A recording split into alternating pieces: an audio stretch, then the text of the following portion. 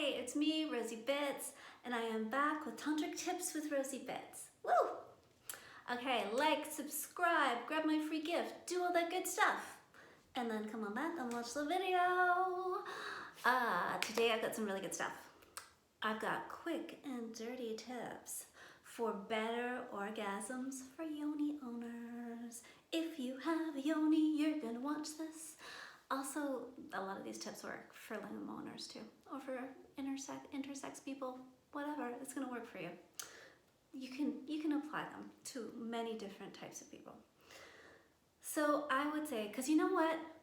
I'm starting to realize a lot of people don't have the best orgasms. Like they've got, an orgasms and orgasms are great, but often we can really expand them. And in Tantra, we see orgasm as a glimpse of enlightenment. So we're always looking for ways to expand them, deepen them, really get in there, because it's giving us a glimpse of enlightenment and it's good healing medicine. So I really want you to have the best orgasms ever. So here's some very simple tips to get you there. Number 1, open mouth breathing and making sounds. So just opening your mouth and like,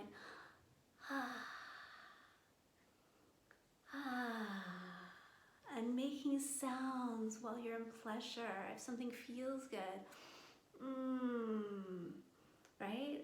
Allowing yourself to make those sounds, to emote vocally, to breathe deeply is gonna like ramp up your orgasm. I have to say, when I'm quiet, when I have to be quiet during an orgasm, my orgasm is so much more flat than when I can just be as loud as I want to be, when I can just like let the sounds come out and the breathing come out and the moans come out. So make some sounds, do some breathing. Enjoy, it's sexy. I'm feeling good just doing that breath. That's just making me happy right there. Okay, number 2, coconut oil. Oh my God, it's gonna change your life. Coconut oil, amazing. So, there's not been like a scientific study on coconut oil, but within the Tantra community, at least that I work in and practice in, there's many, many, many years of anecdotal evidence that coconut oil is very safe to be inside a yoni, certainly safe to be on a lingam, to be around a yoni. And it feels really good. Up to this point, I have not found another lubricant that feels better than coconut oil. Coconut oil changed my whole sex game. Now, if coconut oil doesn't do it for you, because it's not going to be compatible with everybody's bodies. We're all different. We're all unique snowflakes. It's worth going out and getting good lubricant, really good, really clean, organic lubricant with very few ingredients. You don't want ingredients in there that you don't understand what they are, because you're putting this inside your body. Try out a few different ones until you find something that works really well with your body, because a good lube is going to make all the difference, right? You're not going to get dry, it's like just going to keep what you're doing going and feeling so good. So good lube. And you know what? If I think I'm gonna have a sexy date, I will just throw a little squirt bottle. I get the like MCT oils in a squirt bottle, and I'll just throw that right in my purse and be like, I'm not gonna leave without my little bit of coconut oil for lube for later, right? You can have it, you need it. You don't always have to stay lubricated on your own. Sometimes you dry up for no reason. Sometimes you're having the best time ever and suddenly, boop, you're dry. So have some great lube on hand for your sexy dates, but also for your sexy dates at home, on your bedside table, so you can just like, feels so good, amazing, gonna make your orgasm so much better. Boom. Okay, next one. I'm just looking down at my notes. Foreplay, foreplay, foreplay. Now this foreplay is usually something we think about when we're going to be with a partner. And certainly it's necessary with a partner. The more foreplay you have, truly the better your orgasm is going to be, right? That build up is going to really help. And for people with yonis, you need 20 to 45 minutes for that erectile tissue that surrounds the vagina to completely fill up and become engorged. right? So yoni owners need 20 to 45 minutes to get their full hard on. So give yourself that time, and I love to have that time not be genital related. I really like my genitals to come in at the end of that foreplay time. So I don't see oral sex as foreplay. I don't see, stimulating my clitoris as foreplay. I see like touching my whole body. So if I'm going to be by myself, I'm going to be like touching my body, massaging myself, maybe sitting in a bath, maybe enjoying my breasts, all of that, doing that yummy stuff, getting myself ready.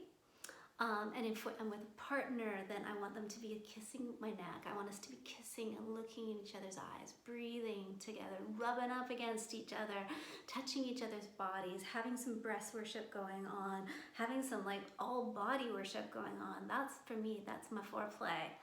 And take your time, right? Take your time, enjoy, and then bring those genitals in there as like after the foreplay, right? Not as like, I'm gonna touch your vagina first thing because that's the foreplay. No, that's down the road. All the other things, all the rest of this is erogenous. And I have to say, I was with a partner not too long ago, and he spent like so much time kissing my neck and my back and like licking my sides, and it was so erotic. It was so sexy.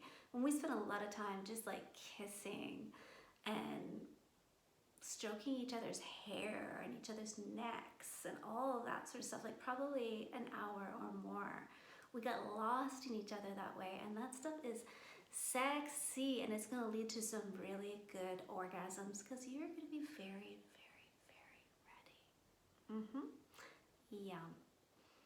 Okay, and let me see on the notes. Boom, boom, boom. Oh yeah, I got 2 more. And they're good. So the next one is bring a little bit of sexy stuff into your world to have better orgasms.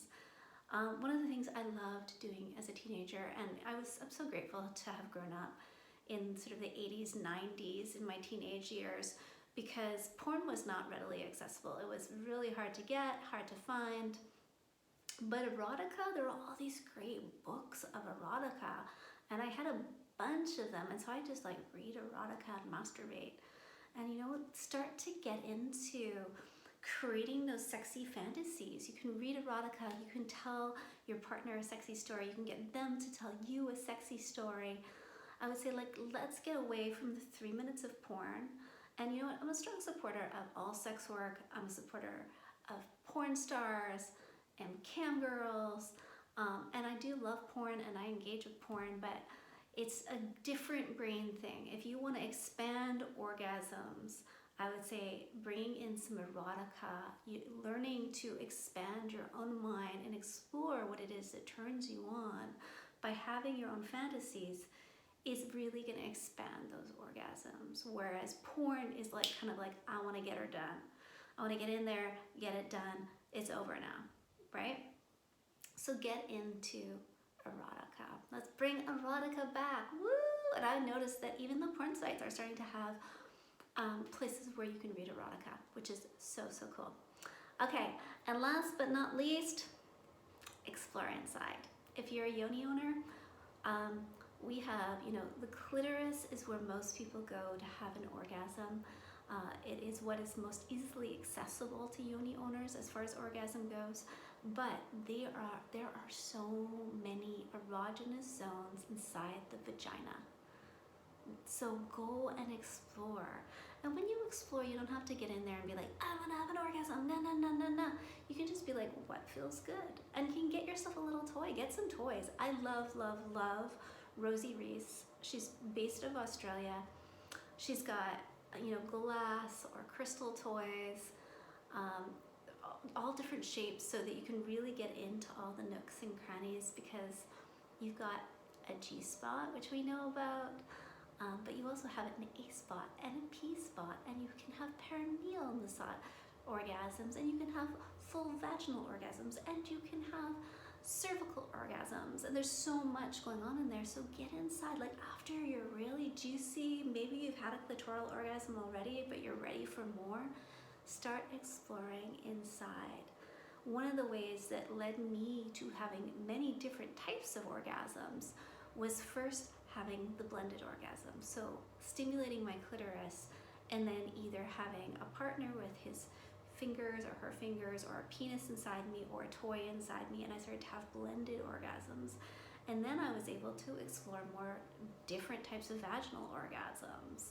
And through Tantra, I've explored multiple types of orgasms and can have many different particular types of orgasms.